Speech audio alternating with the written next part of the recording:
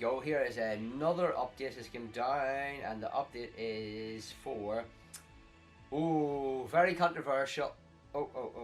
Cancel. Very controversial. What we heard, an update from our task force. Task force. Thank you for your patience. Your passion and concerns have not been lost on us these past few weeks. And our internal task force has spent a lot of time discussing the changes we made for Pokestop and gym interaction distances. Now we want to give you an update as promised. Read at our blog. So I think it's going to be quite lengthy. First, I want to thank you for being patient. Your passion and concerns have not been lost on us these past few weeks.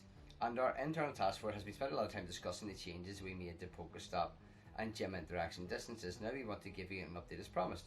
What we heard from the community.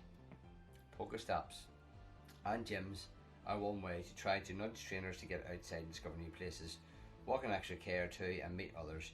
It's been inspiring to see so many players around the world come together, and as a result of this design, to me, it means Pokemon Go is important to many people, and it means trainers express their concerns because they care about the game. We've been listening to player feedback and also set up 4 roundtable conversations where I spoke with over 30 community leaders. From around the world. Thank you all for the participation. The 2 main themes we heard were the 80-meter distance radius and Pokestops and gyms has been incredibly positive quality of life improvement over the past year and a half. Niantic has a lot of room to grow when it comes to communication with our players. Pokestop and gym interaction distance. We understand the increased 80-meter interaction distance became a welcome benefit for many players. That is clear from the feedback we saw from the community, so we want to keep it. As announced last week, 80 metres, not 40 metres, will be base interaction radius for Pokestops and gyms globally from now on. So there's 2 things from that. That is, I suppose that's a good achievement because it's easier to play. But the other thing you'll take from that is if I was working in Niantic, then I wouldn't be too quick as to make any changes, any temporary changes, so things like that won't happen again, because they'll be thinking, there'll be a kick up and we'll have to keep it that way. So yeah, there's good and bad in everything. So yes, it's good, we've got 80 metres, but any sort of future changes, which they were thinking, yeah, we'll just try that temporarily, it'll not happen. We still believe in the importance of discovering interesting places and things in the real world, and we don't want to lose sight of that. The team and I are eager to develop new ways and motivate and reward trainers for exploring and exercising in the real world. As a result of the task force, we have new ideas to explore and look forward to sharing more in the coming months. So yeah, they're going to be very apprehensive of any future changes. But I suppose then if you have that ongoing task force and talking with community leaders, I suppose it'll be okay. Season global bonuses. Went through a rough learning experience recently when we had to adjust the game settings for New Zealand quickly in response for their lockdown. This experience taught us that we are not going to be able to effectively adjust the experience on a country by country basis in real time. Starting with the Season of Mischief, all bonuses will be set at a global level and will be tied directly to the seasons in Pokemon Go. You can find our details on the bonuses in our announcement yesterday here. Okay, communication. We should be communicating and engaging more with trainers. I hope that with your patience and understanding we can do better here. There are many ways we can improve, but to start with you making the following commitments to you. Okay, here's the commitments. Very apprehensive commitments, I'm going to say, very apprehensive. So, starting in October, we will begin publishing a developer diary every other month to share the latest priorities, events and features for the game. We're going to set up regular conversation with community leaders to continue the dialogue we began this month. So, can someone explain to me what a community leader is, please? I don't know what a community leader is. We will continue our work on updating the known issues page, and in those efforts we'll prioritise bringing greater visibility in the status of the existing bugs for trainers. I suppose that's good, but to me, if there's a bug there, I just get on with it. You know, we love how passionate Pokemon Go trainers are about this game, and we want you to know how passionate we are about the game and community as well. The lack of communication regarding the PokeStop and gym interaction radius was not handled well on our part, and it was a great learning experience on how to better engage with our players moving forward. Our top priority is and always has been get people outside in the real world, creating human connections with each other. Thank you for being part of this journey with us. You'll hear from us again soon. Steve Wang, executive producer and the Pokemon Go team. So the lack of communication regarding the PokeStop and gym interaction radius was not handled well on our part. I'm not sure. There was a gym interaction radius there. They increased it temporarily, and then said they were going to take that.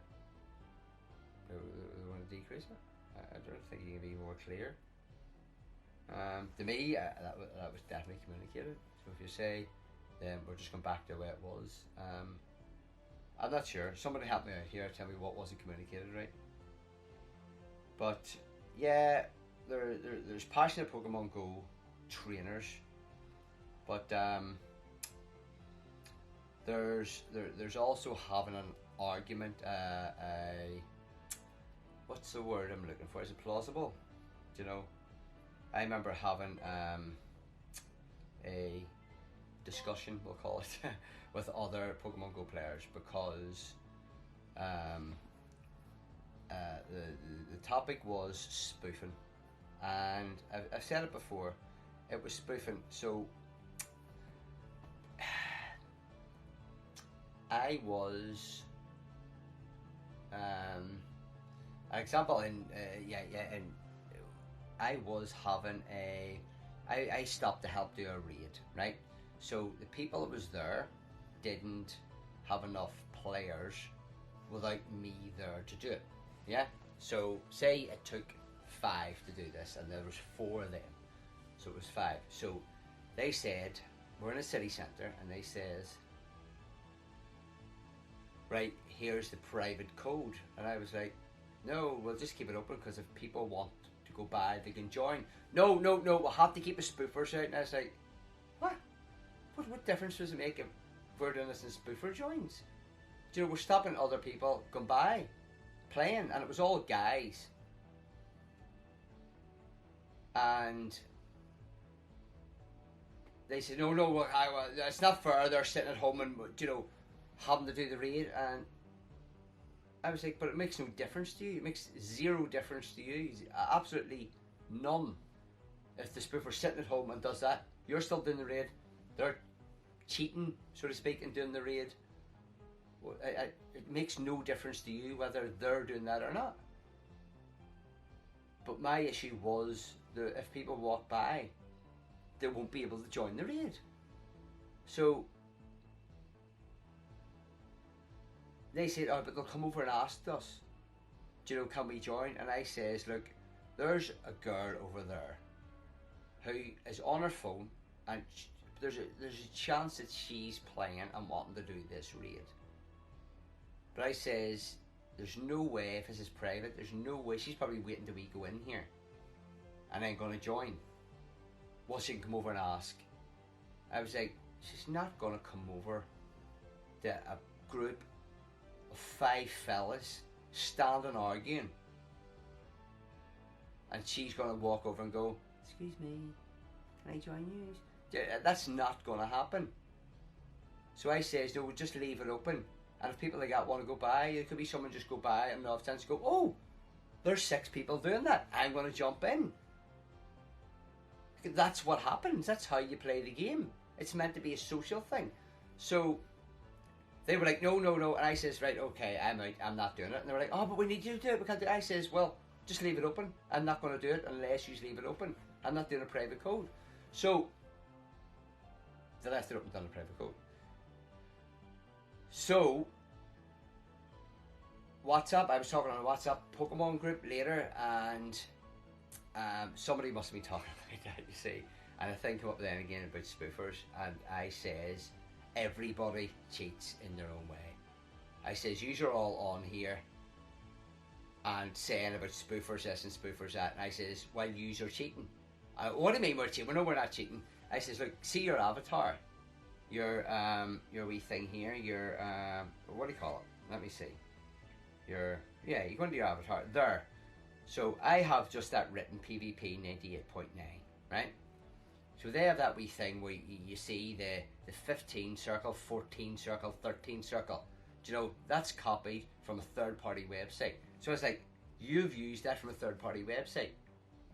You're cheating, but you're calling out someone for spoofing.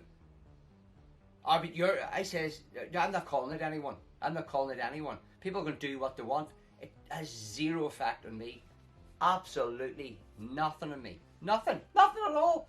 If someone's cheating and playing, it's no different. I can still play the game. It doesn't spoil anything for me in the game. If everybody cheated apart from me, it wouldn't make a difference. I can still go out and catch Pokemon, do raids. Doesn't matter. It doesn't stop my gameplay. So they said, no.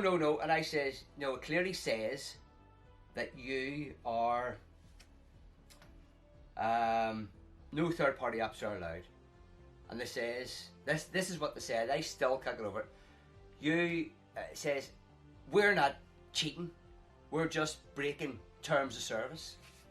I was like, seriously? That's your argument? That is just another way of saying cheating. If you're breaking the terms of service, that's cheating. Oh, well, how is it? Because you're breaking the terms of service. They're saying you're not allowed to use third-party apps. So, is it cheating? Yes. Spoofing is using a third-party app so you can sit in your arse at home and just zoom around. It's the same as using a third-party app. You know, and they're like, well, no. And I said, look, you're just calling people out saying my cheating is less than your cheating, so you're bad. And like, no, we're not cheating, we're just breaking terms of service. I was like, that's not even an argument. You know, so how does that, how are we, you know, I said cheating will give you an advantage in a game. They said, well, how are we getting an advantage? By using that? We're just saying, you know, if it's 15th, 14th or whatever. And I says, well, if you're using that for Battle League, you'll know that your Pokemon is better than someone that isn't using a third party app. So you right away have an advantage, so you're cheating. So it just went round in circles. So we're not cheating, we're using third party apps. Now, I don't know how I have got on that I have two stories. I really don't. I don't know. Oh, my head was lit. I don't know. What was I talking about? Oh, yes, the task force. And yeah, people not people being passionate about the game. That's the point I was making. So you have to have a valid reason to be passionate about the game. You can't just be passionate about the game and go, well, you know what, I'm right and you're wrong. Yeah, do you know what was wrong there from Niantic when they're saying about the lack of communication? Someone please explain it to me. I know everyone was talking about it, but yeah, I think the radius was originally 40, they put it to 80, then it says, do you know what, it's over the pandemic, is sort of less rules and all now, you can all go out again, so we're just putting that back the way it was. And everyone went, oh no, we don't want that, we want to keep the old way. But what was the lack of communication? I don't know. Okay, so that led me on to that. So yeah, I'll see you in the next update. I'm just annoying myself now. So yeah, okay, over and out. Bye.